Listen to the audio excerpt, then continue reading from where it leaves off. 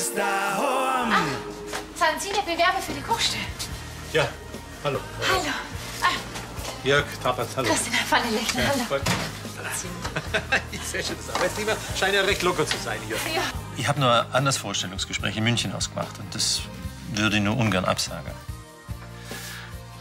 Aber wenn ich dann in meinem Liegestuhl hocke und auf die Berg schaue, dann wird mein Herz weit und Seele auch fast als Tatzflieger kriegen und wollte dort davon fliegen. Danke, Vater, für alles. Und auch wenn du jetzt für immer gehst, in meinem Herzen lebst du weiter.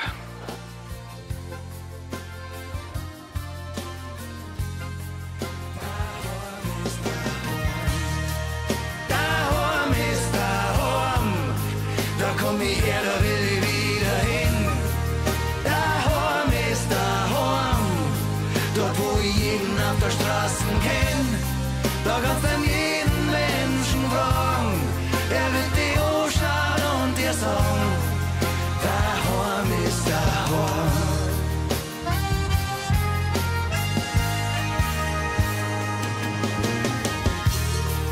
Daheim ist daheim.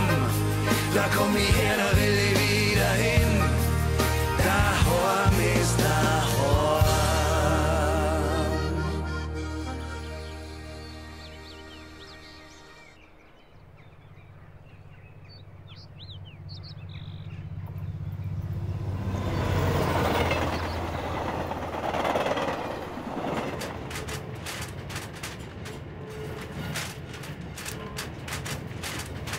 Ist es wirklich in Ordnung, wenn ich mit der Oma noch ein paar Tage da bleibe? Freilich kümmerst du dich ein bisschen um sie, gell? Aber nicht, dass dann in der Werkstatt die ganze Arbeit liegen bleibt. Macht's euch ein paar schöne Tage, ihr zwei. Nächste Haltestelle Oberput.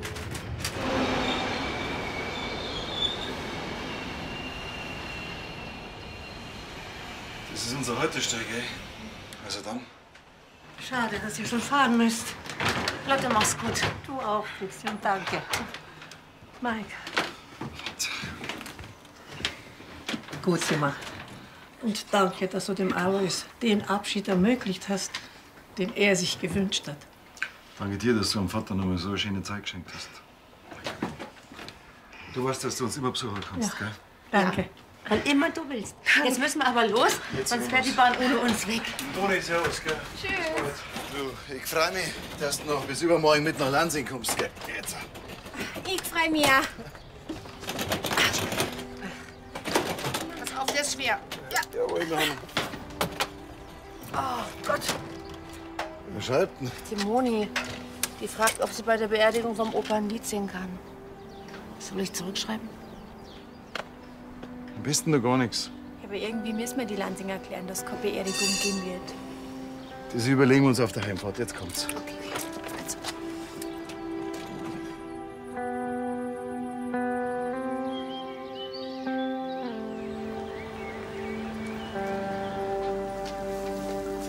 Meinst du die Glanger oder brauchen wir noch mehrere? Na, die reichen bis zum Morgen nicht mehr. Die reichen für die ganze Woche. Du weißt aber schon, dass heute Mittag eine ganze Wandergruppe bei uns aufschlagen. Das ist ein Scherz, oder? Ja, meinst du, ich stehe zum Spaß eine Stunde lang in der Wurstkuchel und klopp Schnitzel? Was soll die Schnitzel bitte machen? Und seid nach der Schule die Emma aufhören und dann zum Kindergeburtstag bringen. Heute? Ich hab mir gedacht, das ist erst morgen. Na, der ist heute und das habe ich dir auch schon 100-mal gesagt. Ja, dann muss ich halt fahren. Du weißt ja nicht einmal, wo die hin muss. Adresse ins Navi eingeben, das kann ich schon. Was soll ich denn machen? Es ist jetzt einfach mal was dazwischen gekommen. Es kommt immer was dazwischen, das ist das Problem. Und ich kann nicht mehr. Verstehst? Ich kann nicht mehr. Ich bin echt am Limit. Ey, ich weiß, dass es nicht so einfach ist für dich gerade. Aber wenn wir bis dahin Glück haben, dann sagt uns der Jörg zu und dann haben wir wieder einen zweiten Koch. Hm?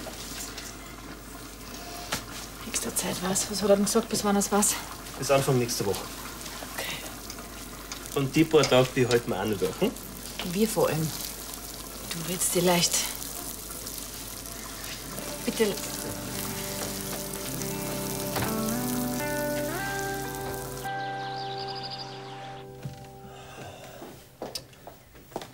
Sag mal, jetzt bist du ja immer noch nicht angezogen. Was Hast du nicht um 9 Uhr den Termin bei der Redakteurin vom Hopfenblatt? Ja, das weiß ich selber auch. Ja, dann darf ich mich mal an deiner Stelle anziehen, oder willst du dort in der Unterhosen auftauchen? Was suchst du denn eigentlich? Mai Charivari. Ich geh doch heute mit dem Frankie nach der Arbeit noch auf die Wiesn. Stimmt, hast dir verzeiht. Ja. Und da muss ja noch was ausschauen. Ich meine, erstens Wiesn sowieso und zweitens treffen wir wichtige Geschäftsleute aus Norddeutschland. Ja, so nennt man das, wenn man sie mit seinen Spätzeln eines nach der anderen neidsägt. Ganz genau. Auf diese Art und Weise schafft man in lockerer Atmosphäre die Grundlage für spätere Geschäfte. Ja, genau, Grundlage.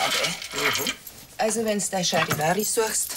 Ja, warum sagst du denn das nicht gleich? Hast du mich ja nicht gefragt. Hauptsache, ich hab's jetzt. Ja. Hey, Moment einmal. Schau mal da, der Verschluss, der ist ja hin. Herrschaftszeiten, was mache ich denn jetzt? Also ohne mein Charivari bin ich ja bloß ein halber dabei.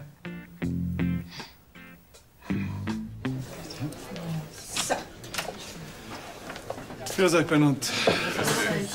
Gregor, hast du noch einen Platz für uns irgendwo? Ja, freilich. Beileid, gell? Weißt du denn?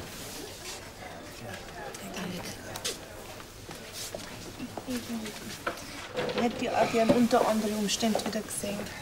Es tut mir so leid für euch. Danke dir. Wie war's denn? Ja, es ist nicht leicht, wenn man einen lieben Menschen verliert. Mein aufrichtiges Beileid. Dankeschön.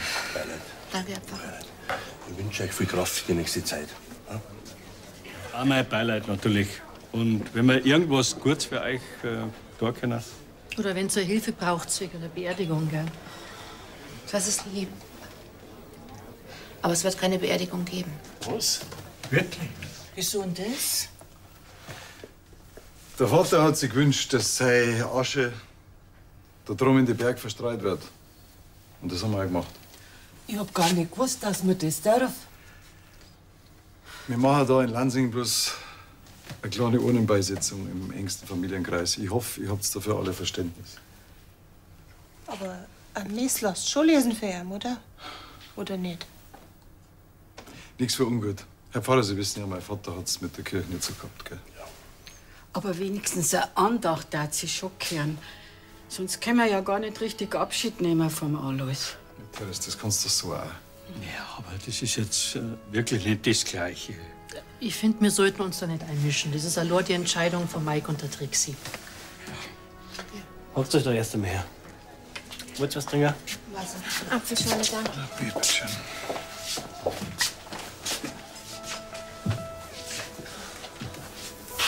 Glaubst du das? Aber irgendwas sollten wir uns schon nur überlegen.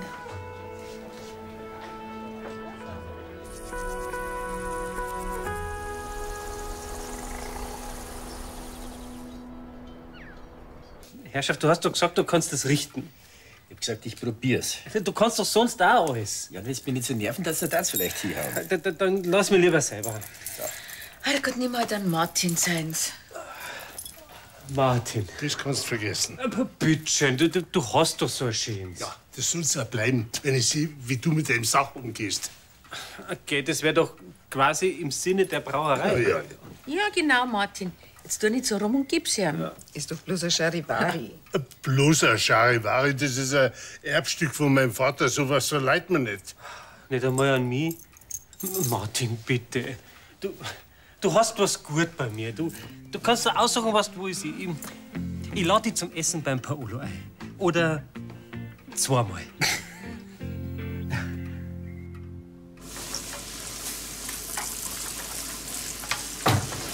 Wo bleibt denn das Essen? Gleich warten schon die ganze Zeit. Ja, Frau Brunner, es dauert noch ein bisschen. Vom Stress her braucht die Schnitzel auch nicht schneller an. Ja, nachher geben Sie mir doch wenigstens einen Beilagensalat mit, damit irgendwas auf dem Tisch steht. Nein, nicht. Was ist denn los? Nix ist los. Ja, wie nix schaut das aber nicht aus. Kümmer du dich bitte um deinen eigenen Schmoren. Gib's her. Sag mal, geht's noch? Ganz ehrlich, eigentlich geht's nicht mehr nach. Weil seit der Patrick weg ist, der in der Küche, schiebt alle Schichten, kocht wie Verrückte. Der ganze Biergarten ist voller Leute, die Gaststube ist voller Leute und es reicht immer noch nicht aus, was ich mache. Aber so war das doch nicht geworden. Hey, Fanny, pass auf. Du brauchst jetzt die Schnitzel fertig oder machst 5 Minuten Pause. Und ich sag draußen Bescheid, dass es ein bisschen länger dauert, okay? Hm? Ah, ja. Und was sagt's? Bin ich fesch oder bin ich fesch? Du bist vor allen Dingen ein Kopf kürzer, wenn Charivari nicht heil wieder zurückkommt. Möchtest du mich morgen selber auf die Wiesen anlegen? Ich pass schon auf, keine Angst. Halt, Kopf fesch. Was denn Nein, jetzt? nein. Nichts passiert. Am besten du fährst jetzt, sonst überlegt sich's der Martin noch. Überleg mir's jetzt schon. Ja, also, will ich nicht länger aufhalten. Wart nicht auf mich, es kann später werden. Meine Jacken, pfiat euch. Servus.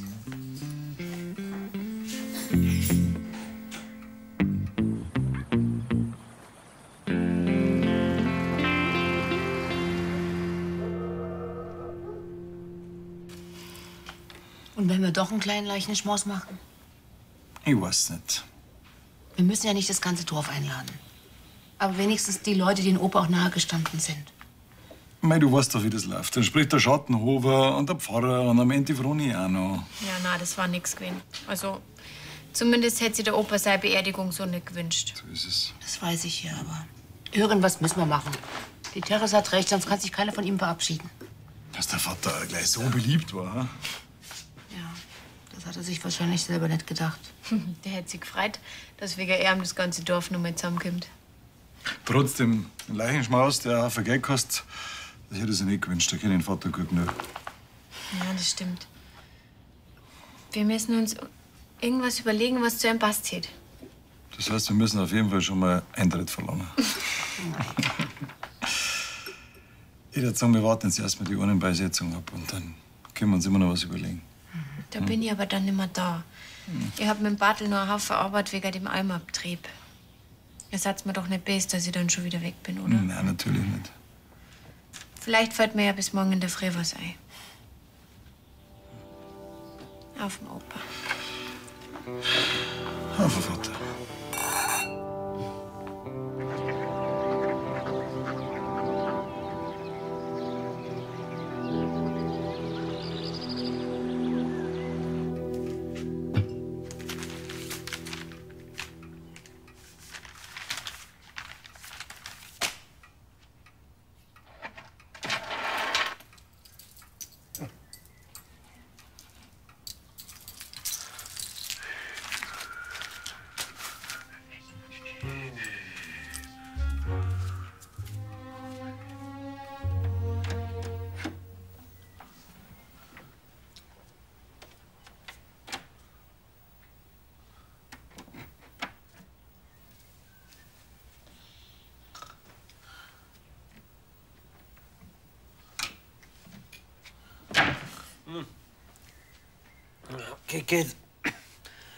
Geht es nicht ein bisschen leiser?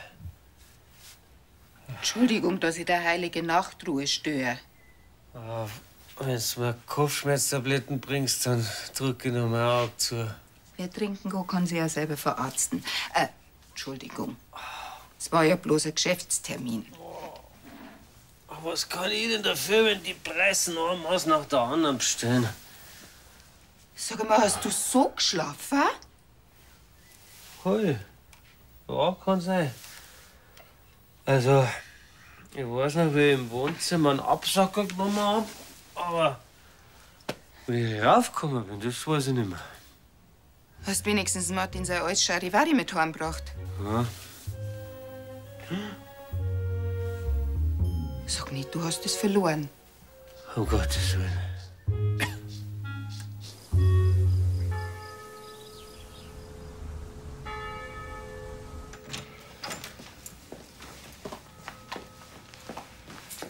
Sein Vater seine Urne auch unter der einen, gell?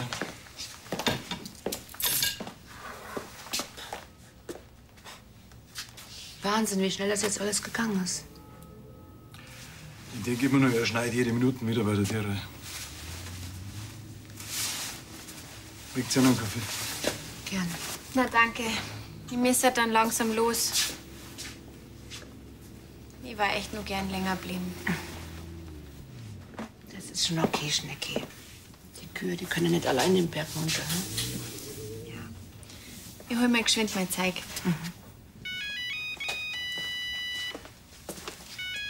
Gundi. Gundi, hallo, grüß dich. Nein, du störst nicht.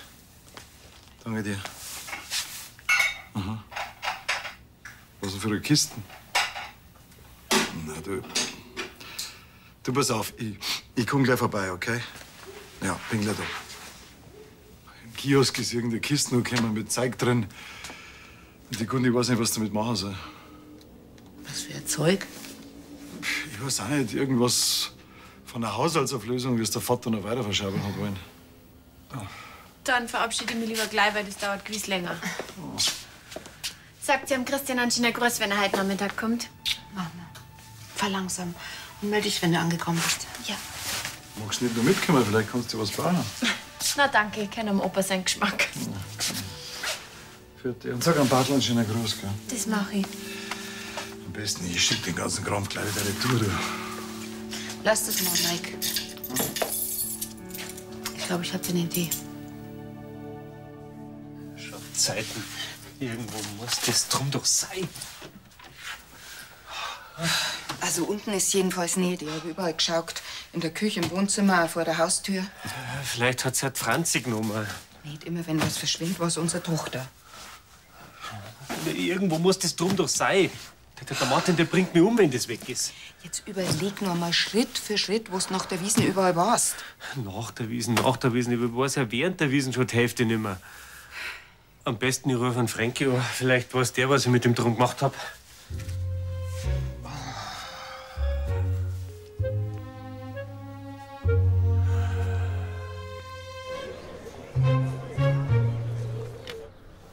Weißt du was? Wir machen jetzt einfach kurz einen Prozess. Wir streichen ein paar Gerichte von der Tageskarten. Dann brauchst du nicht so viel vorbereiten und hast mehr Luft zum Kochen. Okay. Das ist schon mal ein guter Anfang. Nach Feierabend kann einer doch auch Annalena an die Hand gehen. Nein, mich hat nicht ihren Feierabend auch noch versauen. Wann hat der noch mal gesagt, dass er jetzt so sagt? Bis zum Montag war, dass sie es überlegt haben. Ah. Ja, gut. Weißt du was? Du stellst jetzt erst mal Tageskarten zusammen, womit du einigermaßen klarkommst. Und dann sehen wir weiter. Gut. Ja? Okay. Danke.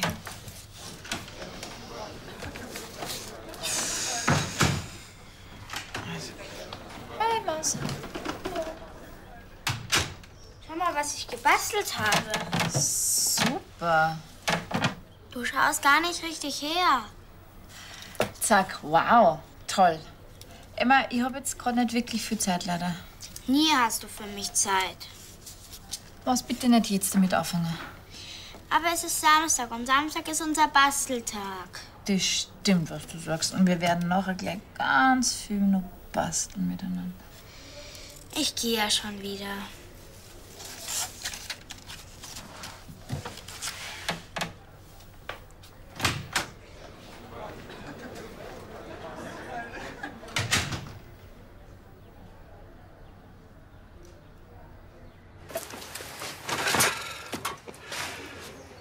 Erst einmal würde ich mich gern bedanken, dass ihr alle so kurzfristig euch Zeit genommen habt und hergekommen seid. Ganz ehrlich gesagt, das hat uns Corona nicht gelassen, dass sich so viele nur gern von meinem Vater verabschiedet hätten. Und deswegen haben wir uns was einfallen lassen. In der Kiste da ist lauter verrücktes Zeugel drin. Das euch der Vater gern sündhaft teuer verkauft hat. Aber wie ihr alle wisst, das letzte Hemd hat keine Taschen nicht. Und wir wissen auch, dass das alles nicht viel wert ist.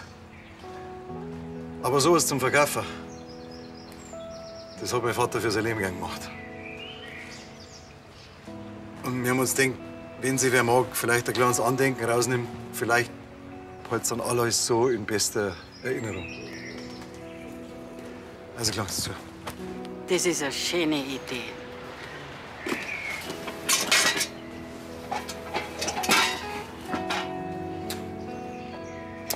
Bayerischer Meister im Kegeln. Das war doch was für Sie, Herr Bamberger. Ich glaube, das ist eine von den ganz wenigen Sportarten, wo du noch keinen Pokal daheim hast, oder?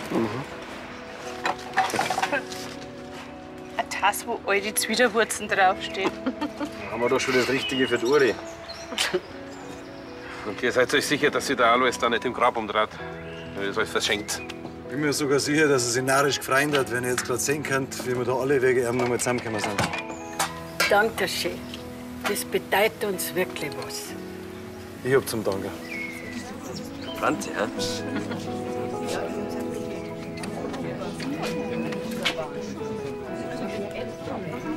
Mach's gut, Vater.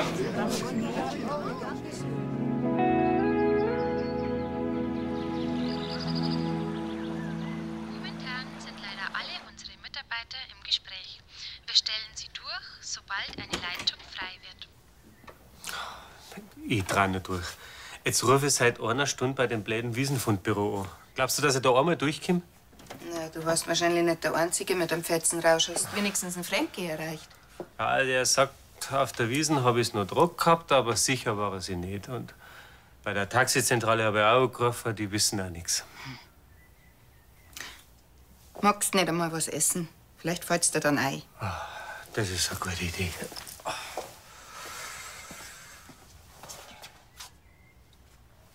Kannst du mir was raufholen? Ja, freilich, sonst nur Wünsche. Bitte, Uschi. Unten laufe ich auf jeden Fall am Martin über den Weg. Und du weißt, der will heute auf die Wiesn und dann fragt er mich sofort nach seinem Charivari. Ja, aber irgendwann musst du aufstehen. Du willst das ganze Wochenende im Bett flacken. Du denkst jetzt nicht im Ernst darüber nach. Ja, hast ja recht. Irgendwann kriegt er sie raus. Aber erst rufe ich ihn im Fundbüro.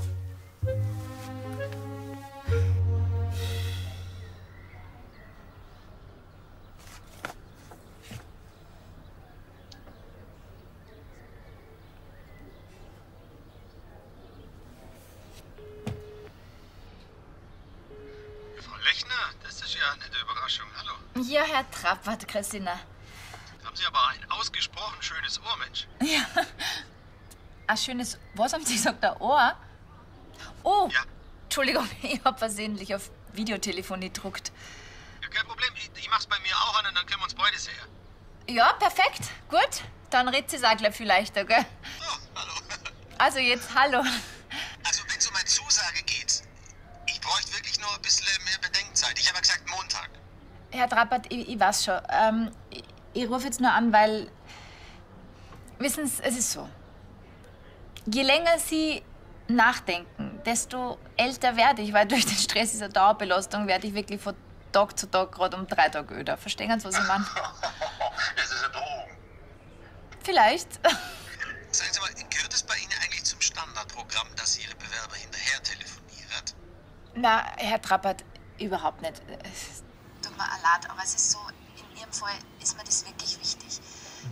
Ich darf wirklich gern mit Ihnen zusammenarbeiten und am liebsten heute anstatt morgen. Sie machen's mir wirklich nicht leicht.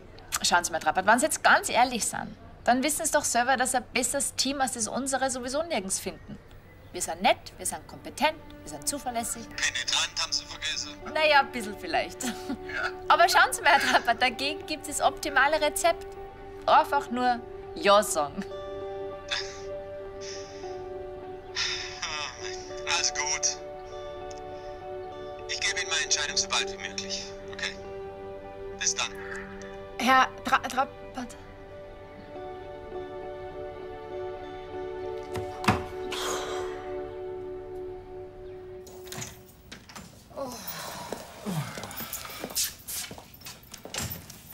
Meinst du, wir haben die Lansinger noch eine kleine Freude machen können?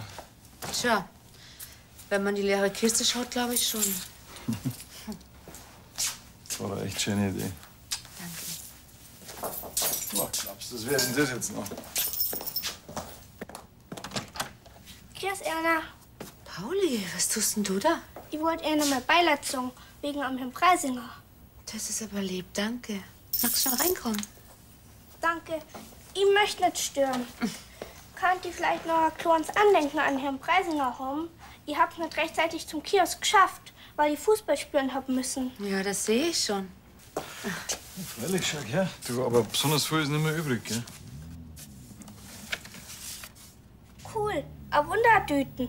Genauso eine hat mir der Herr Preisinger auch mal verkauft. Darf ich die haben? Na, freilich. Danke. Und von meinen Eltern soll ich auch noch Beileid ausrichten. Das ist lieb, danke. Das ist lieb, dass du das machst. Also dann, Servus. Vierte Pauli. Mach's gut, Pauli.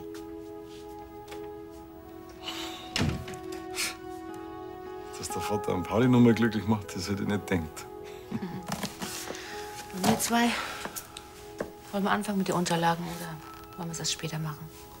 Du, je eher wir anfangen, desto früher haben wir es hinter uns. Also komm. Du hast ja den perfekten Zeitpunkt ausgesucht, dass du die runtergeschlichen hast, jetzt, wo sich der Martin für die Wiesen vorbereitet. Lang bleibt man aber nicht mehr. Irgendwo muss ich das drum doch hier haben, Herrschaftszeiten. Hubert, bist du auf, hä? Ach, Martin, grüß dich. Grüß dich. Bist gestern ein bisschen später geworden, oder wie? Ja, kann man so sagen. Sag mal, suchst du was? Nein, nix. Ja, ich freue mich jetzt auf die Wiesen. Hast schon deine Charivari angezogen? Ehrlich? Schön, gell? Hast du das schon wieder? Natürlich. Schön, dass du das so hingekriegt hast, dass ich es gleich gefunden habe. Ehrlich? Wie? Wie? Da, ans Pudel vom Vater. Ah ja, freilich, logisch. Ist irgendwas? Nein, ich wollte bloß Dankeschön sagen fürs Leihen. Ja, das passt schon. Kann es sein, dass es noch ein bisschen so ist? Ja, kann schon sein. Ja, genau. Also, pfiat euch hier. Servus.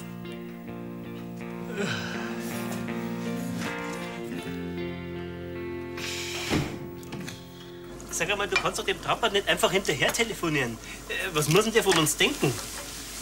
An nichts denkt der. Ich wollte ihm halt nur ein bisschen kurz zureden. Naja, ein bisschen ist gut. Der meint doch, dass wir nicht mehr alle Tassen im Schrank haben. Okay. Wenn's blöd läuft, ja, dann hat er jetzt überhaupt keine Lust mehr bei uns so zum Fangen. Entschuldigung, bin ich da richtig für die Stelle als Koch? Oder ist die schon vergeben? Das heißt, die stimmt so? Ja, wenn Sie sich so ins Zeug legen, also. Dann willkommen im Brunnerwirt. Danke. Ah, willkommen, ich freue mich, danke. Wir kennen uns duzen, oder? Ja. Die Fanny. Ja. Ich bin der Krieger. Servus.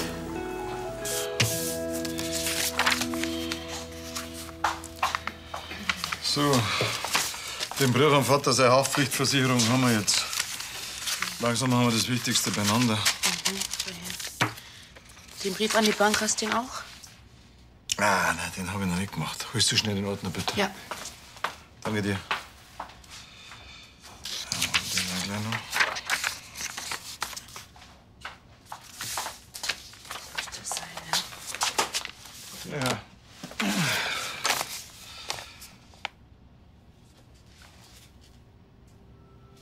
Vater, sein Testament.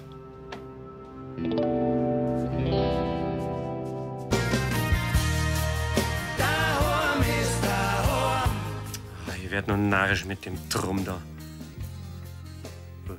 Was hab ich? Zugenommen? Geh weiter nach dem halben Händel der Axt und den 5 Bier auf der Wiesn doch nicht. Rank und schlank. Was soll's geben? Eine Diät in Hypnose? Geh weiter, wer ist denn so blöd und klappt den Schmarrn?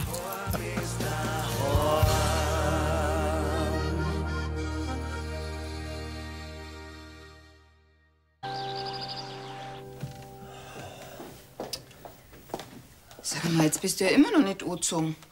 Hast du nicht um 9 Uhr den Termin bei der Redakteurin vom Hopfenblatt? Ja, das weiß ich selber auch. Ja, dann darf ich mich mal an deiner Stelle anziehen, oder willst du dort in der Unterhosen auftauchen? Was suchst du denn eigentlich? Mai Charivari. Ich geh doch heute mit dem Fränke nach der Arbeit noch auf die Wiesn. Stimmt, hast dir verzeiht. Ja. Und da muss ja noch was ausschauen. Ich meine, erstens Wiesn sowieso und zweitens treffen wir wichtige Geschäftsleute aus Norddeutschland. Ja, so nennt man das, wenn man sie mit seinen Spätzeln einmal nach der anderen neidsägt. Ganz genau. Auf diese Art und Weise schafft man in lockerer Atmosphäre die Grundlage für spätere Geschäfte. Ja, genau, Grundlage. Also, wenn du dein Charivari suchst. Ja. Warum sagst du denn das nicht gleich? Du hast mich ja nicht gefragt. Hauptsache, ich hab's jetzt. Ja. Hey, Moment einmal. Schau mal da, der Verschluss, der ist ja hier. Herrschaftszeiten, was mache ich denn jetzt? Also ohne mein Charivari bin ich ja bloß ein halber dabei.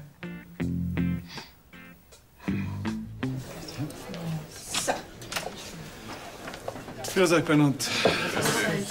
Gregor, hast du noch einen Platz für uns irgendwo? Ja, freilich. Beileid, gell? Weißt du denn?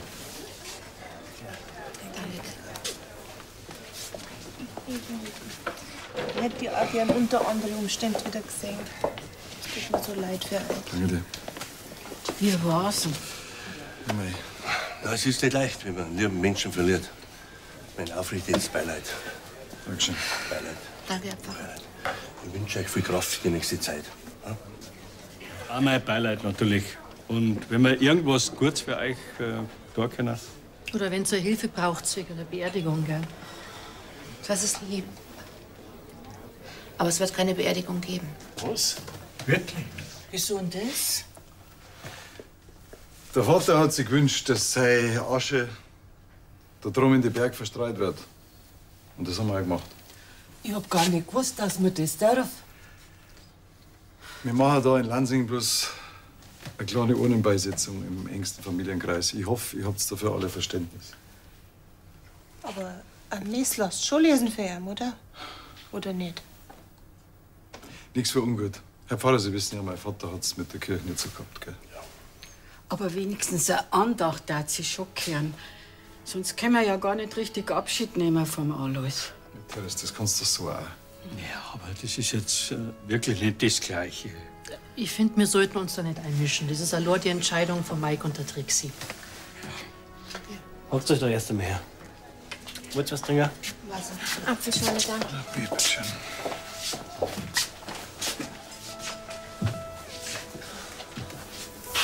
Glaubst du das? Aber irgendwas sollten wir uns schon nur überlegen.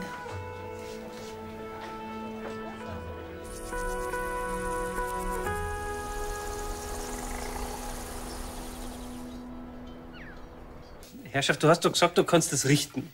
Ich hab gesagt, ich probier's. Du kannst doch sonst auch alles. Ja, und jetzt bin ich so nerven, dass er das vielleicht hinhauen. Dann lass mir lieber selber. Herrgott, nimm halt an Martin seins.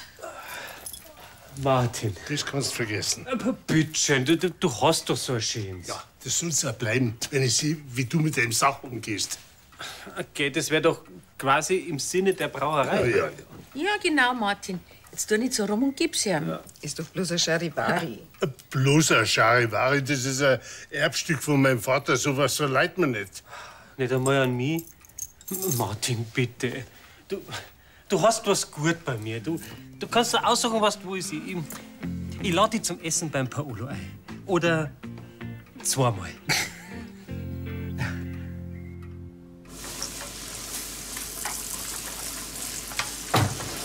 Wo bleibt denn das Essen? Gleich warten schon die ganze Zeit. Ja, Frau Brunner, es dauert noch ein bisschen. Vom Stress her braucht die Schnitzel auch nicht schneller an. Ja, nachher geben Sie mir doch wenigstens einen Beilagensalat mit, damit irgendwas auf den Tisch steht. Nein, nicht. Was ist denn los? Nix ist los. Ja, wie nix schaut das aber nicht aus. Kümmer du dich bitte um deinen eigenen Schmoren. Geh's her. Sag mal, geht's noch? Daheim ist daheim. Sind Sie der Bewerber für die Kochstelle? Ja, hallo. Hallo. Jörg Tappert, hallo. Christina Pfannenlechner, hallo. Ich sehe schon, das Arbeitsklima scheint ja recht locker zu sein hier. Ja. Ich habe nur ein anderes Vorstellungsgespräch in München ausgemacht und das würde ich nur ungern absagen. Aber wenn ich dann in meinem Liegestuhl hocke und auf den Berg schaue, dann wird mein Herz weit. Und Seele auch fast als Tatzflieger kriegen und wollte davon fliegen. Danke, der Vater. Für alles. Und auch wenn du jetzt für immer gehst, in meinem Herzen lebst du weiter.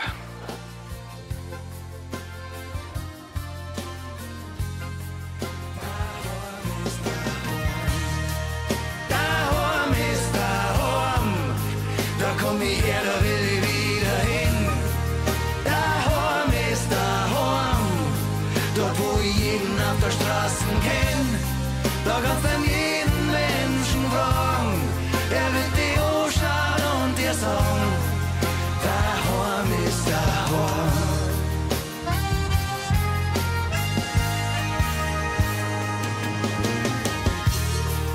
Daheim ist daheim. Da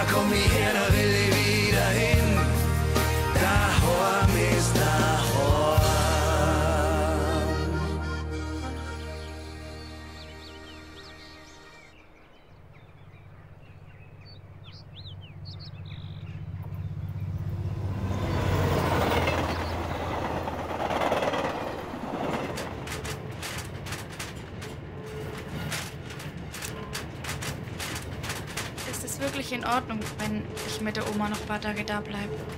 Freilich kümmerst du dich ein bisschen um sie, gell? Aber nicht, dass dann in der Werkstatt die ganze Arbeit liegen bleibt. Macht's euch ein paar schöne Tage, ihr zwei.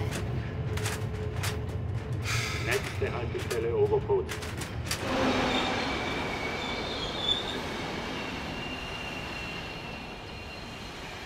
Das ist unser Haltestelle, gell? Also dann. Schade, dass ihr schon fahren müsst. Lotte, mach's gut. Du auch, Christian, danke. Mike. Gut gemacht. Und danke, dass du dem Alois den Abschied ermöglicht hast, den er sich gewünscht hat. Danke dir, dass du dem Vater noch mal so eine schöne Zeit geschenkt hast. Du weißt, dass du uns immer besuchen kannst, Ja. gell? Danke. Wann immer du willst. Jetzt müssen wir aber los, sonst fährt die Bahn ohne uns weg. Toni, servus, gell? Tschüss. Du, ich freue mich, dass du noch bis übermorgen mit nach Lansing kommst, gell? Jetzt. Ich freu mich auch. Pass auf, der ist schwer. Ja. Jawohl, Mama. Oh Gott. Wer schreibt denn? Die Moni, die fragt, ob sie bei der Beerdigung vom Opa ein Lied singen kann. Soll ich zurückschreiben? Am besten da gar nichts. Aber irgendwie müssen wir die Lansinger erklären, dass es keine Beerdigung geben wird. Das überlegen wir uns auf der Heimfahrt. Jetzt kommt's.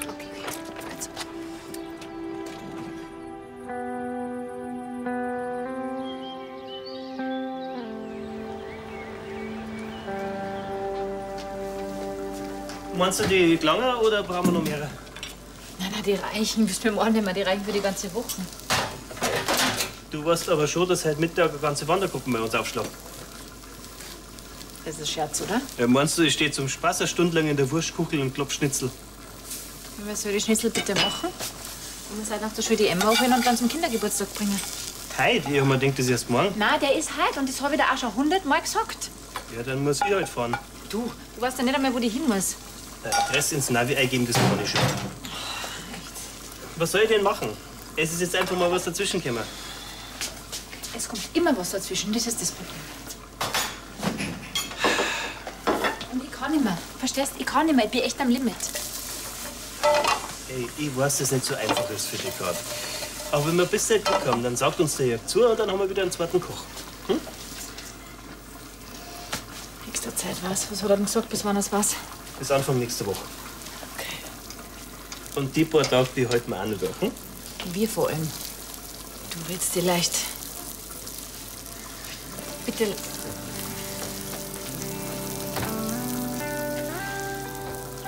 Ganz ehrlich, eigentlich geht's nicht mehr nach. Weil seit der Patrick weg ist, der in der Küche, schiebe alle Schichten, koch wie Verrückte. Der ganze Biergarten ist voller Leute, die Gaststube ist voller Leute und es reicht immer noch nicht aus, was ich mache. Aber so war das doch nicht geworden. Hey, Fanny, pass auf. Du brauchst jetzt die Schnitzel fertig oder machst 5 Minuten Pause. Und ich sag draußen Bescheid, dass es ein bisschen länger dauert, okay? Hm? Ah, ja. Und was sagt's? Bin ich fesch oder bin ich fesch? Du bist vor allen Dingen ein Kopf kürzer, wenn Charivari nicht heil wieder zurückkommt. Möchtest du mich morgen selber auf die Wiesen liegen? Ich pass schon auf, keine Angst. Halt, Kopf fesch. Was denn Nein, jetzt? nein. Nichts passiert. Am besten du fährst jetzt, sonst überlegt sich's der Martin noch. Überleg mir's jetzt schon. Ja, also, will ich nicht länger aufhalten. Wart nicht auf mich, es kann später werden. Meine Jacken, pfiat euch. Bitte. Servus.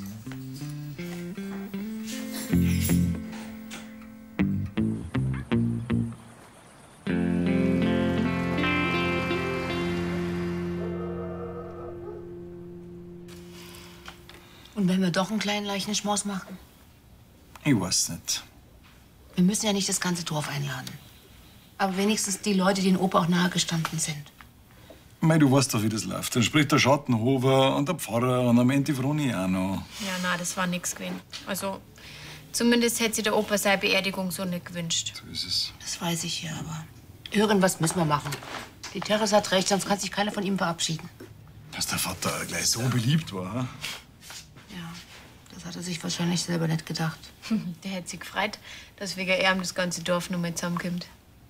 Trotzdem, ein Leichenschmaus, der auch viel Geld kostet, das hätte ich sich nicht gewünscht. Da kenne ich den Vater gut genug. Ja, das stimmt.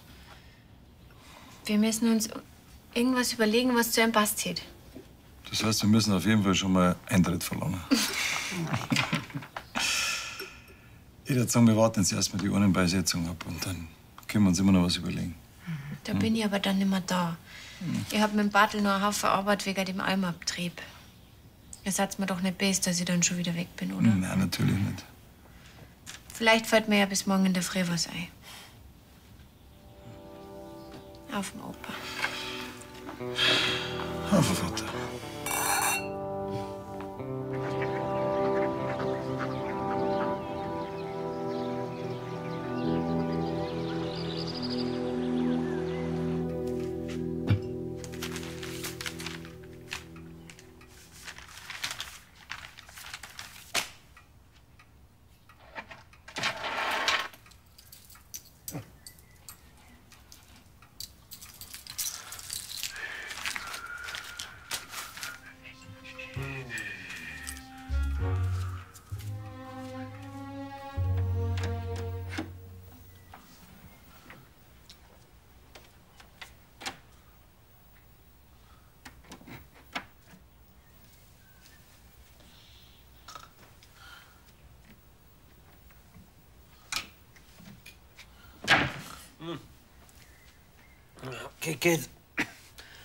Geht es nicht ein bisschen leiser? Entschuldigung, dass ich der heilige Nachtruhe störe. Wenn du mir Kopfschmerztabletten bringst, dann drück ich noch mein Auge zu. Wer trinken kann, kann sich ja selber verarzten. Entschuldigung. Es war ja bloß ein Geschäftstermin. Was kann ich denn dafür, wenn die Preisen eins nach der anderen bestellen? Sag mal, hast du so geschlafen? Hey, ja, kann sein. Also, ich weiß noch, wie ich im Wohnzimmer einen Absacker genommen hab, aber wie ich raufgekommen bin, das weiß ich nicht mehr. Hast wenigstens Martin sein altes Charivari mit heimgebracht? Ja. Sag nicht, du hast es verloren. Um Gottes Willen.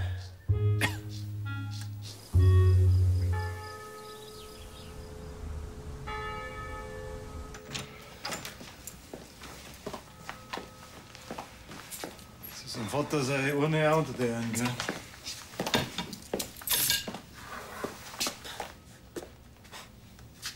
Wahnsinn, wie schnell das jetzt alles gegangen ist. Der gibt mir nur, er schneidet jede Minute wieder bei der Tür.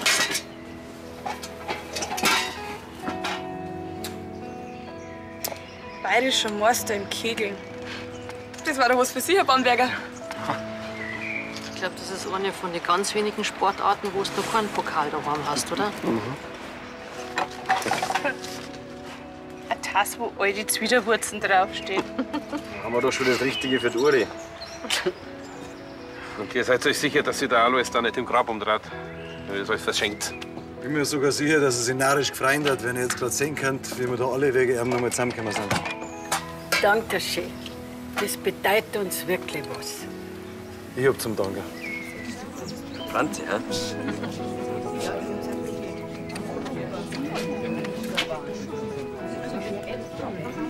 Mach's gut, Vater.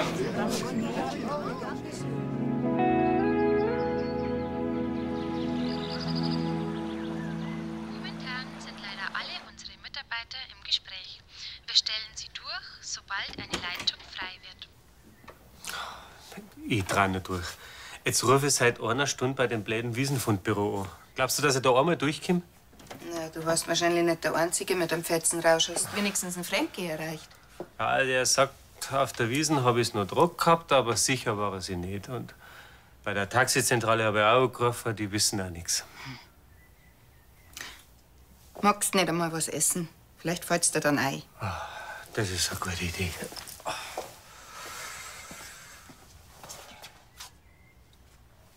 Kannst du mir was raufholen?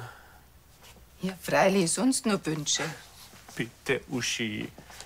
Unten laufe ich auf jeden Fall am Martin über den Weg. Und du weißt, der will halt auf die Wiesn und dann fragt er mich sofort nach seinem Charivari. Ja, aber irgendwann musst du aufstehen. Du willst das ganze Wochenende im Bett flacken. Du denkst jetzt nicht im Ernst darüber nach. Ja, hast ja recht. Irgendwann kriegt er sie raus. Aber erst rufe ich noch im Fundbüro.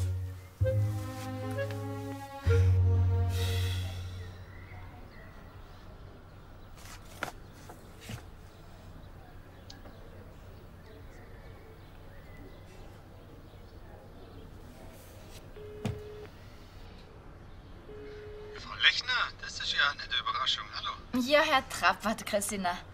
Jetzt haben Sie aber ein ausgesprochen schönes Ohr, Mensch. Ja. Ein schönes, was haben Sie gesagt, ein Ohr? Oh, ja. Entschuldigung, ich hab versehentlich auf Videotelefon gedruckt. Ja, kein Problem. Ich mach's bei mir auch an und dann können wir uns beide sehen. Ja, perfekt. Gut. Dann redet es auch gleich viel leichter, gell? Oh, hallo. Also jetzt, hallo. Also, wenn es um eine Zusage geht, ich bräuchte wirklich nur ein bisschen mehr Bedenkzeit. Ich habe gesagt Montag. Herr Trappert, ich weiß schon.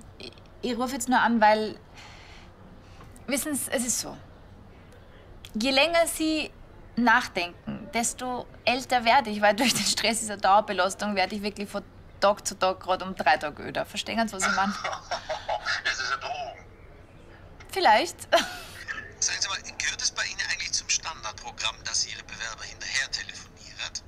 Na, Herr Trappert, überhaupt nicht. Es tut mir leid, aber es ist so, in Ihrem Fall ist mir das wirklich wichtig.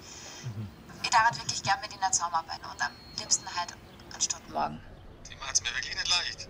Schauen Sie mal, Trappert, wenn Sie jetzt ganz ehrlich sind, dann wissen Sie doch selber, dass ein besseres Team als das unsere sowieso nirgends finden. Wir sind nett, wir sind kompetent, wir sind zuverlässig. Penetrant haben Sie vergessen. Naja, ein bisschen vielleicht. Ja. Aber schauen Sie mal, Herr Trappert, dagegen gibt es das optimale Rezept.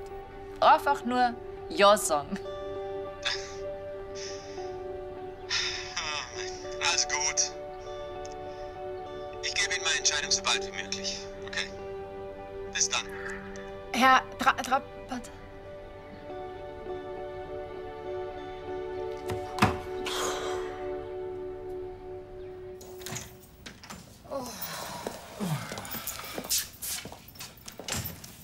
Meinst du, wir haben die Lansinger noch eine kleine Freiheit machen können? Tja, wenn man die leere Kiste schaut, glaube ich schon. Das war eine echt schöne Idee. Danke. Oh, glaubst du, das wäre denn das jetzt noch? Grüß Erna. Pauli, was tust denn du da? Ich wollte Erna mal Beileid sagen, wegen am Herrn Preisinger. Das ist aber lieb, danke. Magst du? Liegt ja noch einen Kaffee? Gern. Na danke. Ich müsste dann langsam los. Ich war echt nur gern länger geblieben. Das ist schon okay, Schnecki. Die Kühe, die können nicht allein den Berg runter. Hm? Ja. Ich hol mir geschwind mein Zeug. Schindy. Gundi, hallo, grüß dich. Nein, du störst nicht. Danke dir. Aha. Was denn für eine Kisten? Na, du pass auf, ich komm gleich vorbei, okay? Ja, bin gleich da. Im Kiosk ist irgendeine Kiste gekommen mit Zeug drin. Und die Gundi weiß nicht, was damit machen soll. Was für ein Zeug? Ich weiß auch nicht, irgendwas von einer Haushaltsauflösung, das der Vater noch weiter verschaben hat wollen. Dann verabschiede ich mich lieber gleich, weil das dauert gewiss länger. Sagt sie am Christian anscheinend Gruß, wenn er heute Nachmittag kommt. Mach mal. Fahr langsam und melde dich, wenn du angekommen bist. Ja. Magst du nicht nur mitkommen? Vielleicht kannst du was brauchen. Na danke, ich kenne am Opa seinen Geschmack. Für dich. Und sag am Bartl einen schönen Gruß, gell? Das mache ich. Am besten, ich schick den ganzen Kram gleich wieder retour. Du. Lass das mal, Mike. Ich glaube, ich habe eine Idee. Zeiten. Irgendwo muss das drum doch sein. Also unten ist jedenfalls nicht. Ich habe überall geschaut. In der Küche, im Wohnzimmer, vor der Haustür. Vielleicht hat sie halt Franzi genommen. Nicht immer, wenn was verschwindet, war es unsere Tochter. Irgendwo muss das drum doch sein. Der Martin, der bringt mich um, wenn das weg ist. Jetzt überleg noch mal Schritt für Schritt, wo du nach der Wiesn überall warst. Nach der Wiesn. Ich weiß ja während der Wiesn schon die Hälfte nicht mehr. Am besten, ich rufe einen Frankie an. Vielleicht weiß der, was ich mit dem drum gemacht hab.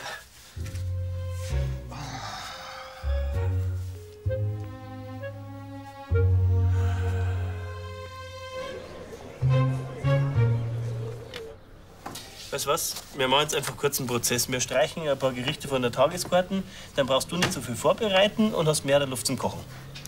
Okay. Schon mal ein guter Anfang. Nach Feierabend kann einer doch auch Annalena an die Hand gehen. Nein, mich hätte nicht ihren Feierabend auch noch versauen. Wann hat der noch mal gesagt, dass er jetzt so sagt? Bis zum Montag war, dass sie es überlegt haben. Ah. Ja, gut. Weißt du was? Du stellst jetzt erst mal Tageskarten zusammen, womit du einigermaßen klarkommst. Und dann sehen wir weiter. Gut. Ja? Okay. Danke.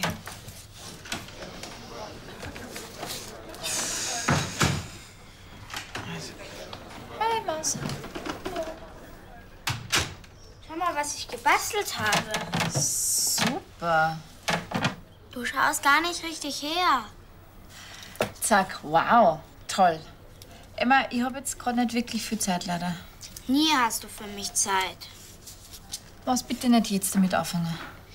Aber es ist Samstag und Samstag ist unser Basteltag. Das stimmt, was du sagst. Und wir werden nachher gleich ganz viel noch basteln miteinander. Ich gehe ja schon wieder.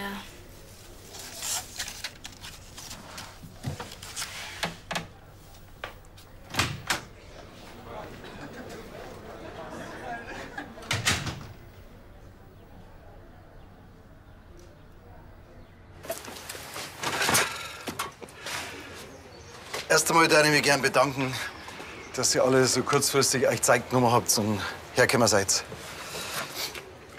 Ganz ehrlich gesagt, es hat uns Corona nicht gelassen, dass sich so viele nur gern von meinem Vater verabschiedet hätten. Und deswegen haben wir uns was einfallen lassen. In der Kiste da ist lauter verrücktes Zeigel drin. Das euch der Vater gern sündhaft teuer verkauft hat. Aber wie ihr alle wisst, das letzte Hemd hat keine Taschen nicht. Und wir wissen auch, dass das alles nicht viel wert ist. Aber sowas zum Verkaufen, das hat mein Vater für sein Leben gern gemacht. Und wir haben uns gedacht, wenn sie wer mag, vielleicht ein kleines Andenken rausnehmen, vielleicht hält es dann alles so in bester Erinnerung. Also klar, zu. Das ist eine schöne Idee. Wir nicht mehr alle Tassen im Schrank haben. Okay. Wenn's blöd läuft, ja, dann hat er jetzt überhaupt keine Lust mehr bei uns so zum Fangen. Entschuldigung, bin ich da richtig für die Stelle als Koch? Oder ist die schon vergeben? Das heißt, die stimmt so? Ja, wenn Sie sich so ins Zeug legen, also. Dann willkommen im Brunnerwirt. Danke. Ah, willkommen, ich freue mich, danke. Wir kennen uns duzen, oder? Ja. Die Fanny. Ja. Ich bin der Kringler. Servus.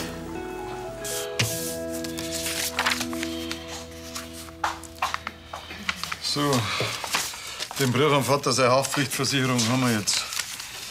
Langsam haben wir das Wichtigste beieinander. Den Brief an die Bank hast du den auch? Ah, nein, den habe ich noch nicht gemacht. Holst du schnell den Ordner, bitte? Ja. Danke dir. So, den mal gleich noch. Das sein, Ja.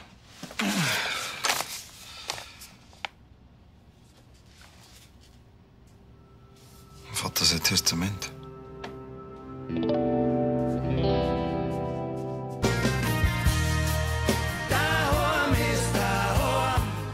Ich werd nur narrisch mit dem Drum da. Was hab ich? Zugenommen? Ach, geh weiter nach dem halben Händel der Axt und den 5 Bier auf der Wiesn doch nicht. Rank und schlank. Was soll's geben? Eine Diät in Hypnose? Ach, geh weiter, wer ist denn so blöd und klappt den Schmarrn?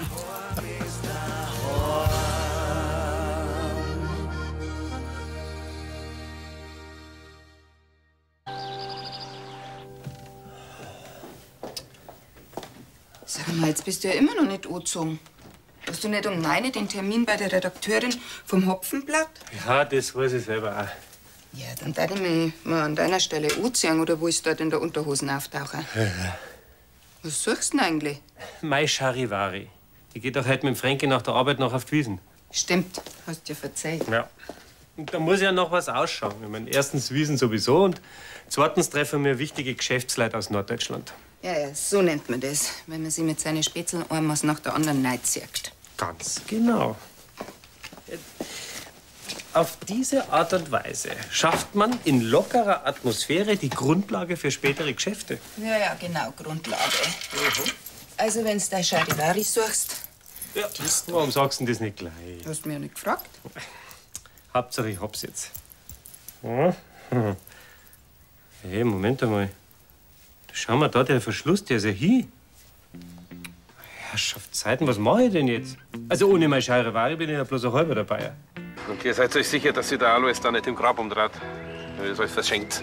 Ich bin mir sogar sicher, dass er sich narrisch gefreut hat, wenn ihr jetzt gerade sehen könnt, wie wir da alle wegen ihm noch mal zusammengekommen sind. Danke schön. Das bedeutet uns wirklich was. Ich hab zum Danken. Franzi, hä?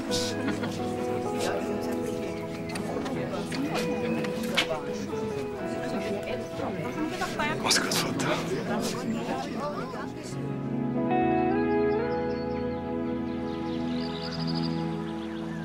Momentan sind leider alle unsere Mitarbeiter im Gespräch. Wir stellen sie durch, sobald eine Leitung frei wird. Ich dreh nicht durch. Jetzt rufe ich seit einer Stunde bei dem blöden Wiesenfundbüro an. Glaubst du, dass ich da einmal durchkomme? Na, du warst wahrscheinlich nicht der Einzige mit einem Fetzenrausch. Hast wenigstens einen Frankie erreicht. Ja, der sagt, auf der Wiesn habe ich noch Druck gehabt, aber sicher war er sich nicht. Und bei der Taxizentrale habe ich auch angerufen, die wissen auch nichts. Magst nicht einmal was essen? Vielleicht fällt's dir dann ein. Das ist eine gute Idee.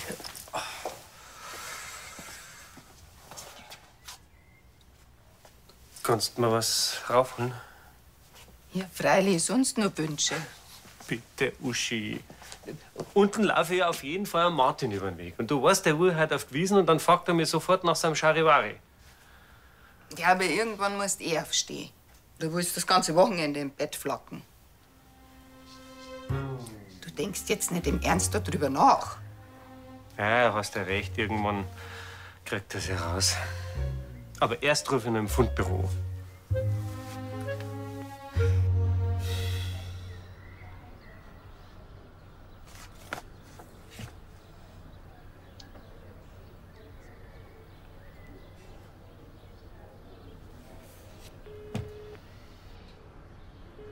Frau Lechner, das ist ja eine nette Überraschung. Hallo. Ja, Herr Trappert, Christina. Haben Sie aber ein ausgesprochen schönes Ohr, Mensch. Ja. Ein schönes, was haben Sie gesagt, ein Ohr? Oh, ja. Entschuldigung, ich hab versehentlich auf Videotelefon gedruckt. Ja, kein Problem. Ich mach's bei mir auch an und dann können wir uns beide sehen. Ja, perfekt. Gut. Dann redet sie auch gleich viel leichter, gell? Oh, hallo. Also jetzt, hallo. Also, wenn es um eine Zusage geht, ich bräuchte wirklich nur ein bisschen mehr Bedenkzeit. Ich habe ja gesagt Montag. Herr Trappert, ich weiß schon. Ich rufe jetzt nur an, weil... Wissen Sie, es ist so. Je länger Sie nachdenken, desto älter werde ich, weil durch den Stress dieser Dauerbelastung werde ich wirklich von Tag zu Tag gerade um 3 Tage öder. Verstehen Sie, was ich meine? Das ist eine Drohung. Vielleicht. Sagen Sie mal, gehört es bei Ihnen eigentlich zum Standardprogramm, dass Sie Ihre Bewerber hinter... Weil du wirst jetzt so blöd und klappt den Schmarrn.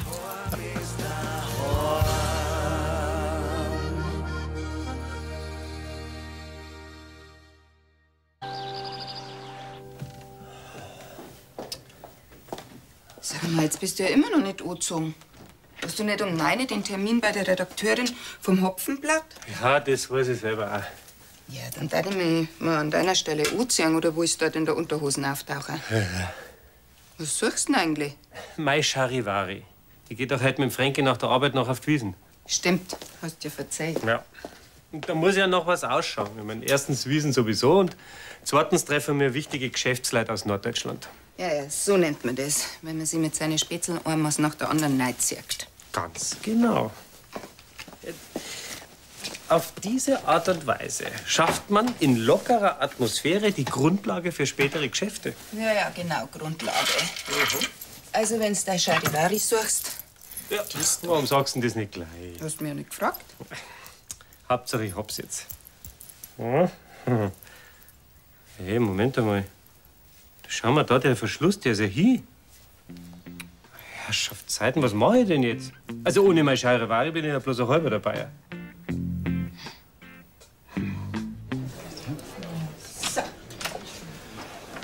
Grüß euch, Bernhard.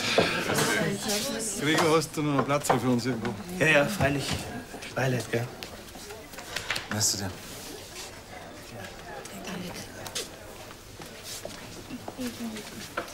Ich hätte die auch gern unter anderen Umständen wieder gesehen.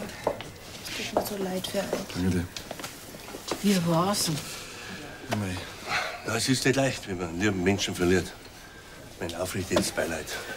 Dankeschön. Beileid. Danke, Papa. Ich wünsche euch viel Kraft für die nächste Zeit. Ja? Auch mein Beileid natürlich. Und wenn wir irgendwas Gutes für euch tun können. Oder wenn ihr Hilfe braucht wegen der Beerdigung, gell? Das ist lieb. Aber es wird keine Beerdigung geben. Was? Wirklich? Wieso denn das? Der Vater hat sich gewünscht, dass seine Asche da drum in den Berg verstreut wird. Und das haben wir auch gemacht. Ich hab gar nicht gewusst, dass man das darf. Wir machen da in Lansing bloß eine kleine Urnenbeisitzung im engsten Familienkreis. Ich hoffe, ihr habt dafür alle Verständnis. Aber ein Mess lasst schon lesen für ihn, oder? Oder nicht?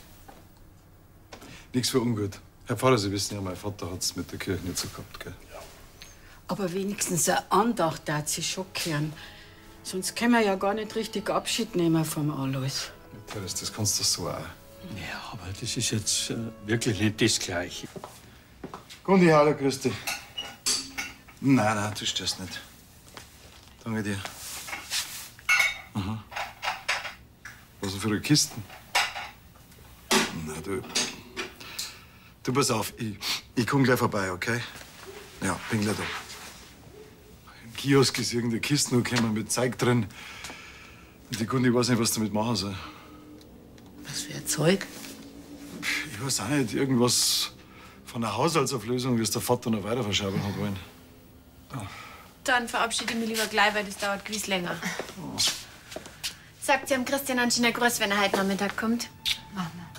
Fahr langsam und melde dich, wenn du angekommen bist. Ja. Magst du nicht nur mitkommen? Vielleicht kannst du was brauchen. Na danke, ich kenne am Opa seinen Geschmack. Für dich. Und sag am Bartl einen schönen Gruß, gell? Das mache ich. Am besten, ich schick den ganzen Kram gleich wieder retour. Du. Lass das mal, Mike. Ich glaube, ich habe eine Idee. Schon Zeiten. Irgendwo muss das drum doch sein. Also unten ist jedenfalls nicht. Ich habe überall geschaut. In der Küche, im Wohnzimmer, vor der Haustür. Vielleicht hat sie halt Franzi genommen. Nicht immer, wenn was verschwindet, war es unsere Tochter. Irgendwo muss das drum doch sein. Der Martin, der bringt mich um, wenn das weg ist. Jetzt überleg noch mal Schritt für Schritt, wo du nach der Wiesn überall warst. Nach der Wiesn. Ich weiß ja während der Wiesn schon die Hälfte nicht mehr. Am besten, ich rufe einen Frankie an. Vielleicht weiß der, was ich mit dem drum gemacht hab.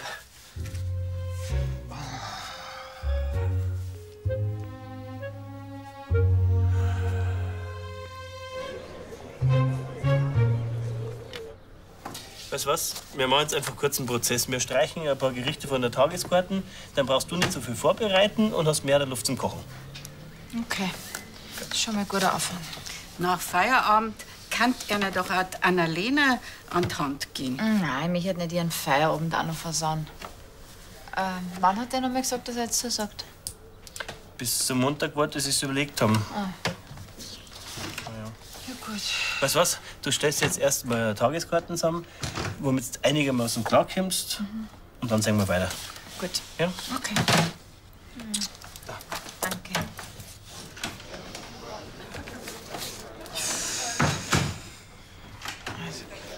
Hey, Maus. Schau mal, was ich gebastelt habe. Super. Du schaust gar nicht richtig her. Zack, wow, toll. Emma, ich habe jetzt gerade nicht wirklich viel Zeit, leider. Nie hast du für mich Zeit. Was bitte nicht jetzt damit anfangen? Aber es ist Samstag und Samstag ist... Na, nichts passiert. Am besten, du fährst jetzt, sonst überlegt sich's der Martin noch. Überlegt man sich jetzt schon. Ja, also, will ich nicht länger aufhalten.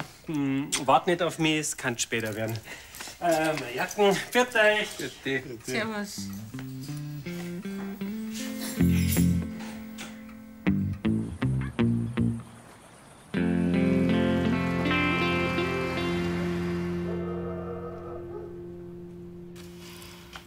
Und wenn wir doch einen kleinen Leichenschmaus machen? Ich weiß nicht. Wir müssen ja nicht das ganze Dorf einladen. Aber wenigstens die Leute, die den Opa auch nahe gestanden sind. Mei, du weißt doch, wie das läuft. Dann spricht der Schattenhofer und der Pfarrer und am Ende die Vroni auch noch. Ja, na, das war nix gewesen. Also, zumindest hätte sich der Opa seine Beerdigung so nicht gewünscht. So ist es. Das weiß ich ja, aber irgendwas müssen wir machen. Die Therese hat recht, sonst kann sich keiner von ihm verabschieden. Dass der Vater gleich so beliebt war. Hm? Das hat er sich wahrscheinlich selber nicht gedacht. Der hätte sich gefreut, dass wegen ihm das ganze Dorf noch mal zusammenkommt. Trotzdem, ein Leichenschmaus, der auch Geld kostet, das hätte ich sich nicht gewünscht. Da kenne ich den Vater gut genug. Ja, das stimmt. Wir müssen uns irgendwas überlegen, was zu ihm passt hätte. Das heißt, wir müssen auf jeden Fall schon mal Eintritt verlangen. Ich würde sagen, wir warten jetzt erstmal die Urnenbeisetzung ab und dann können wir uns immer noch was überlegen. Da bin ich aber dann nicht mehr da. Ich hab mit dem Bartel noch einen Haufen Arbeit wegen dem Almabtrieb. Ihr seid mir doch nicht best, dass ich dann schon wieder weg bin, oder? Nein, natürlich nicht. Vielleicht fällt mir ja bis morgen in der Früh was ein. Auf den Opa. Auf den Vater.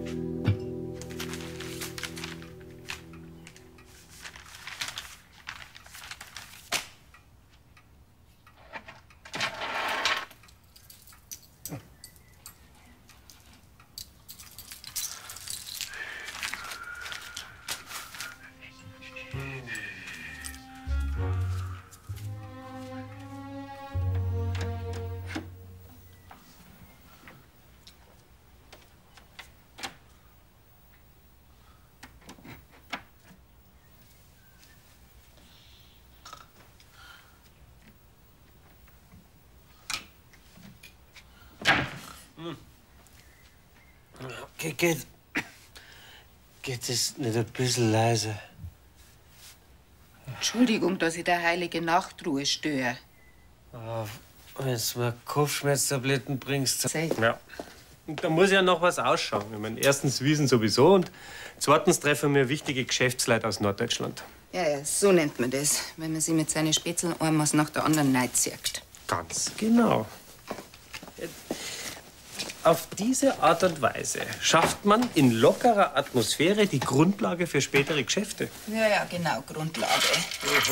Also, wenn du dein Charivari suchst. Ja. Warum sagst du denn das nicht gleich? Du hast mich ja nicht gefragt. Hauptsache, ich hab's jetzt. Ja. Hey, Moment einmal. Schau mal da, der Verschluss, der ist ja hin. Herrschaftszeiten, was mache ich denn jetzt? Also ohne mein Charivari bin ich ja bloß ein halber dabei.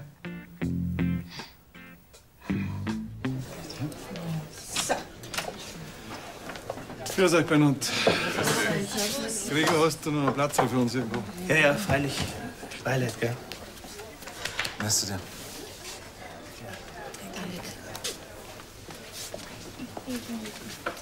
Ich hätte die auch gern unter anderen Umständen wieder gesehen.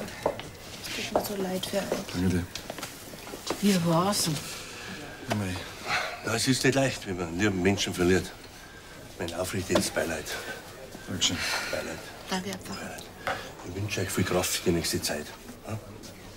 Auch mein Beileid natürlich. Und wenn wir irgendwas Gutes für euch tun können. Oder wenn ihr Hilfe braucht wegen der Beerdigung, gell? Das ist lieb. Aber es wird keine Beerdigung geben. Was? Wirklich? Wieso denn das?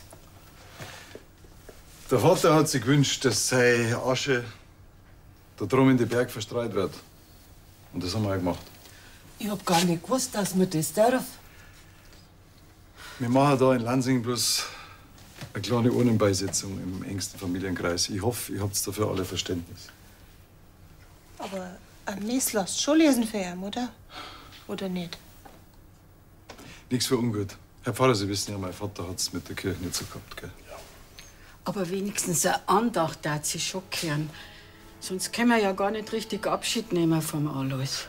Teres, das kannst du so auch. Ja, aber das ist jetzt wirklich nicht das Gleiche. Ich finde, wir sollten uns da nicht einmischen. Das ist allein die Entscheidung von Mike und der Trixie. Hockt euch doch erst einmal her. Wollt's was trinken?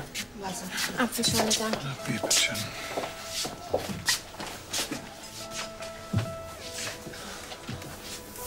Glaubst du's? Aber irgendwas sollten wir uns schon nur überlegen.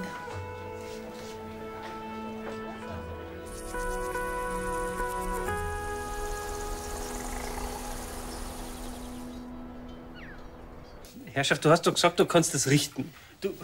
Du hast was gut bei mir. Du kannst da aussuchen, was du willst.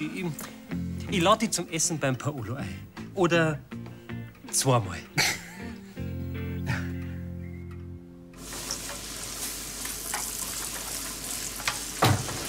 Wo bleibt denn das Essen? Die Leute warten schon die ganze Zeit. Ja, Frau Brunner, es dauert noch ein bisschen. Vom Stress her brennt die Schnitzel auch nicht schneller an.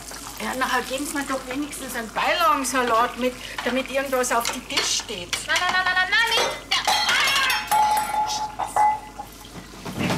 Was ist denn los? Nix ist los. Ja, wie nix schaut das aber nicht aus. Kümmer du dich bitte um deinen eigenen Schmoren.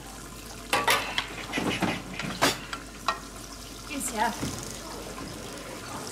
Sag mal, geht's noch?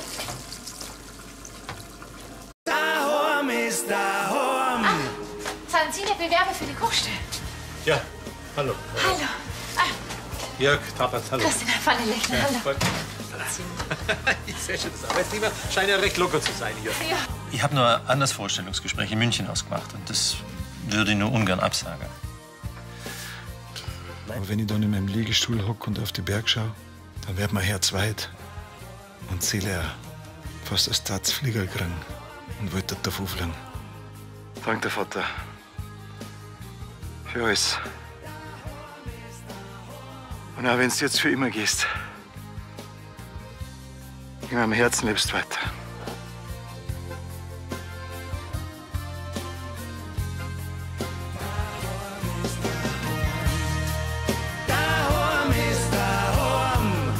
Da komm ich her, da will ich wieder hin. Daheim ist daheim, dort wo ich jeden auf der Straße kenn. Da kannst du jeden Menschen fragen, er wird dich anschauen und dir sagen, daheim ist daheim.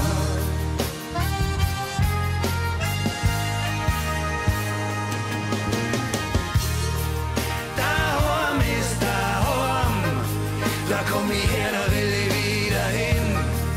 Daheim ist daheim.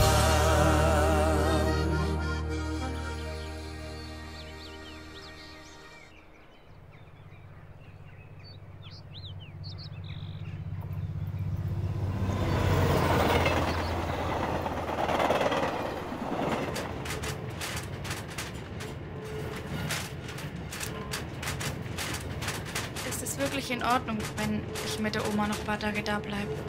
Freilich kümmerst du dich ein bisschen um sie, gell? Aber nicht, dass dann in der Werkstatt die ganze Arbeit liegen bleibt. Macht euch ein paar schöne Tage, ihr zwei. Ich hätte gar nicht frei machen können. Tja, wenn man die leere Kiste schaut, glaube ich schon. Das war eine echt schöne Idee. Danke. Oh, glaubst du, das wäre denn das jetzt noch? Grüß Erna. Pauli, was tust denn du da? Ich wollte Erna mal Beileid sagen, wegen am Herrn Preisinger. Das ist aber lieb, danke. Magst du? Irre. Kriegt's ja noch einen Kaffee? Gerne. Na danke. Ich müsste dann langsam los. Ich war echt nur gern länger geblieben. Das ist schon okay, Schnecki. Die Kühe, die können nicht allein den Berg runter. Hm? Ich hol mir geschwind mein Zeug. Schwindel. Gundi, hallo, grüß dich. Nein, du störst nicht. Danke dir. Aha. Was denn für eine Kisten? Na, du pass auf, ich komm gleich vorbei, okay? Ja, bin gleich da. Im Kiosk ist irgendeine Kiste noch gekommen mit Zeug drin.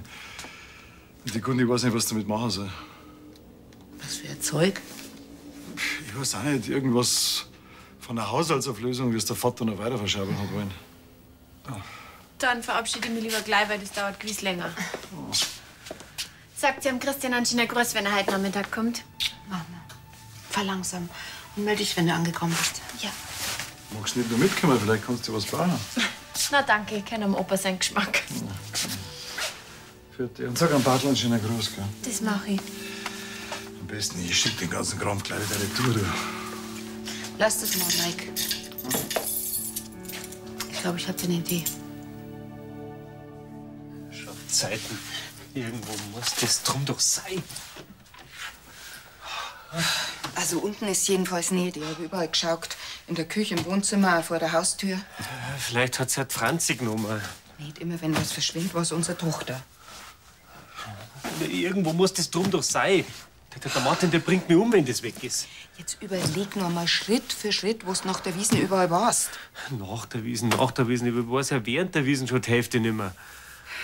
Am besten, ich rufe einen Frankie an. Vielleicht weiß der, was ich mit dem drum gemacht hab.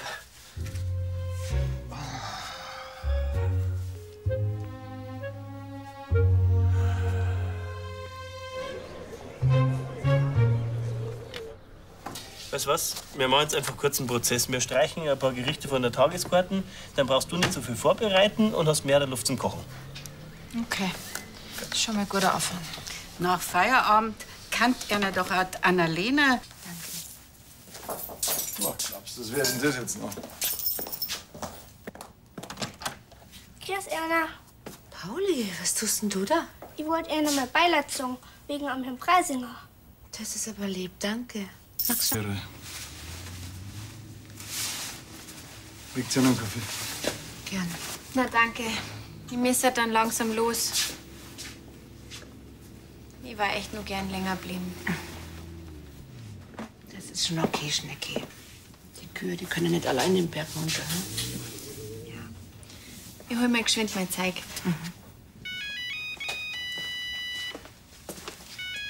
Gundi. Gundi, hallo, grüß dich. Nein, du störst nicht. Danke dir. Aha. Was denn für eine Kisten? Na, du pass auf, ich komm gleich vorbei, okay? Ja, bin gleich da. Im Kiosk ist irgendeine Kiste noch gekommen mit Zeug drin. Und die Gundi weiß nicht, was damit machen soll. Was für ein Zeug? Ich weiß auch nicht, irgendwas von einer Haushaltsauflösung, wie es der Vater noch weiter verschaben hat wollen. Dann verabschiede ich mich lieber gleich, weil das dauert gewiss länger. Sagt sie am Christian anscheinend Gruß, wenn er heute Nachmittag kommt. Mama, fahr langsam und melde dich, wenn du angekommen bist. Ja. Magst du nicht nur mitkommen? Vielleicht kannst du was bauen. Na danke, ich kenne am Opa seinen Geschmack. Für dich. Und sag am Bartel einen schönen Gruß, gell? Das mache ich. Am besten, ich schick den ganzen Kram gleich wieder retour. Du. Lass das mal, Mike. Ich glaube, ich habe eine Idee. Schon Zeiten. Irgendwo muss das drum doch sein. Also unten ist jedenfalls nicht. Ich habe überall geschaut. In der Küche, im Wohnzimmer, auch vor der Haustür. Vielleicht hat sie halt Franzi genommen. Nicht immer, wenn was verschwindet, war es unsere Tochter. Irgendwo muss das drum doch sein. Der Martin, der bringt mich um, wenn das weg ist. Jetzt überleg noch mal Schritt für Schritt, wo du nach der Wiesn überall warst. Nach der Wiesn. Ich weiß ja während der Wiesn schon die Hälfte nicht mehr. Am besten, ich rufe einen Frankie an. Vielleicht weiß der, was ich mit dem drum gemacht hab.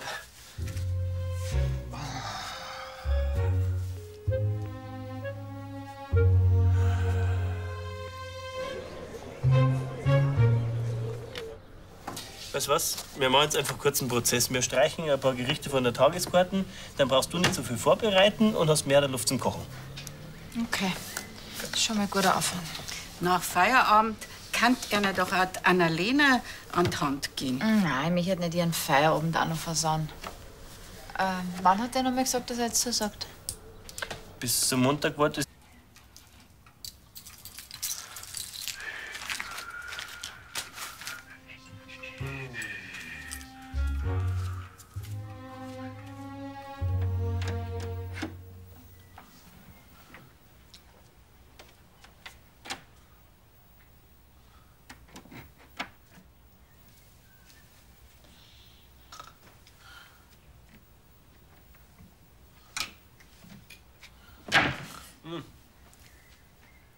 Geht es nicht ein bisschen leiser?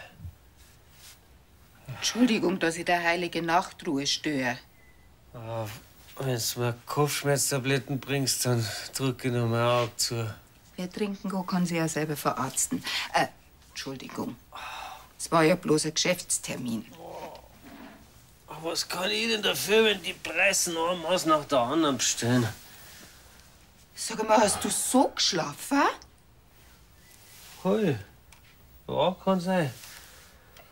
Also, ich weiß noch, wie ich im Wohnzimmer einen Absacker genommen hab, aber wie ich raufgekommen bin, das weiß ich nicht mehr. Hast wenigstens Martin sein altes Charivari mit heimgebracht? Ja. Sag nicht, du hast es verloren.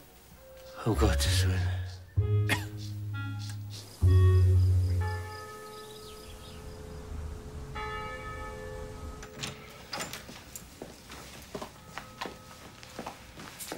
Sein Vater sei ohne auch unter der einen, gell?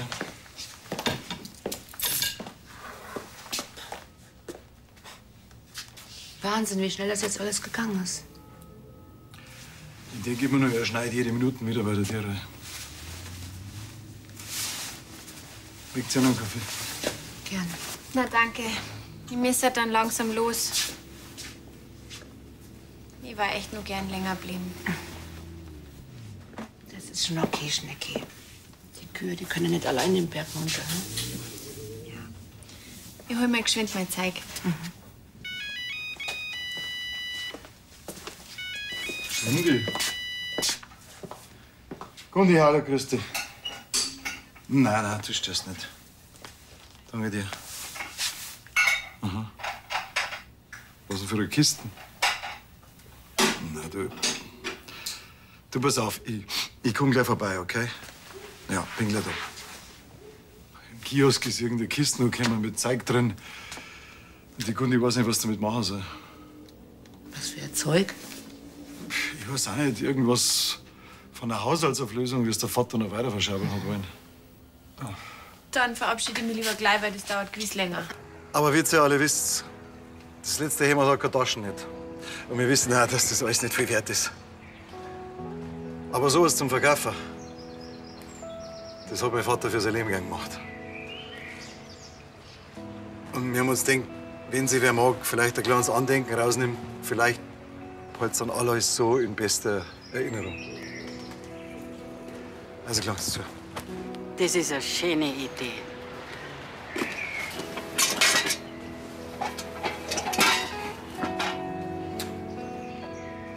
Bayerischer Meister im Kegeln. Das war doch was für Sie, Herr Bamberger.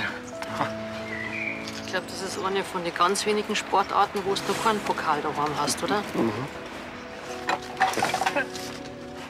Eine Tasse, wo all die Zwiderwurzen draufstehen. Dann haben wir doch schon das Richtige für die Uri. Und ihr seid euch sicher, dass sie der Alois da nicht im Grab umdreht? Weil ihr es euch verschenkt. Ich bin mir sogar sicher, dass er sich narrisch gefreut hat, wenn ihr jetzt gerade sehen könnt, wie wir da alle wegen ihm noch mal zusammengekommen sind. Danke schön. Das bedeutet uns wirklich was. Ich hab zum Danken. Franzi, ja?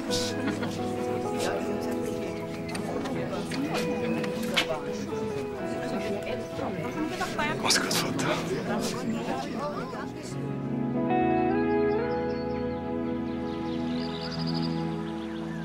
Momentan sind leider alle unsere Mitarbeiter im Gespräch. Wir stellen sie durch, sobald eine Leitung frei wird. Ich dreh nicht durch. Jetzt rufe ich seit einer Stunde bei dem blöden Wiesenfundbüro an. Glaubst du, dass ich da einmal durchkomme? Na, du warst wahrscheinlich nicht der Einzige mit einem Fetzenrausch. Hast wenigstens einen Frankie erreicht. Ja, der sagt, auf der Wiesn habe ich es noch Druck gehabt, aber sicher war er sich nicht. Und bei der Taxizentrale habe ich auch angerufen, die wissen auch nichts. Magst nicht einmal was essen? Vielleicht fällt's dir dann ein. Das ist eine gute Idee.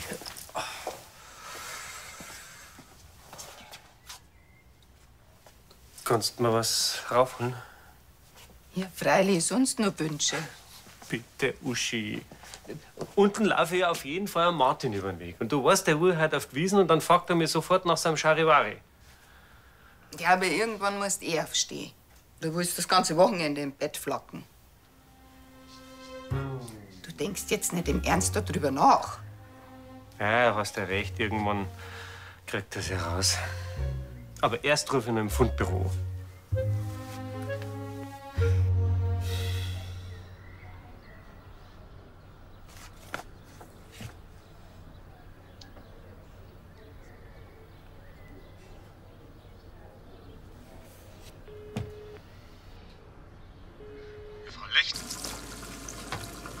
Ganz ehrlich, eigentlich geht's nicht mehr nach. Weil seit der Patrick weg ist, der in der Küche, schiebt alle Schichten, hoch wie Verrückte. Der ganze Biergarten ist voller Leute, die Gaststube ist voller Leute und es reicht immer noch nicht aus, was ich mache.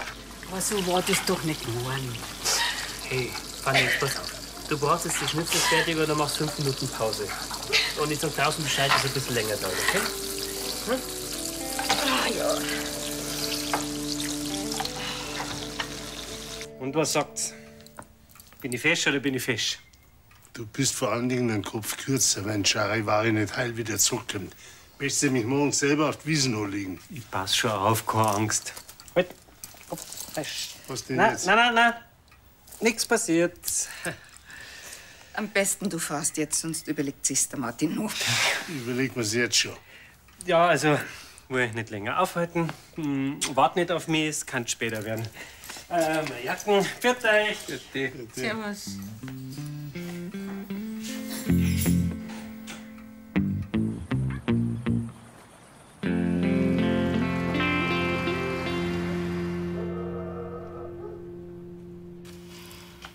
Und wenn wir doch einen kleinen Leichenschmaus machen?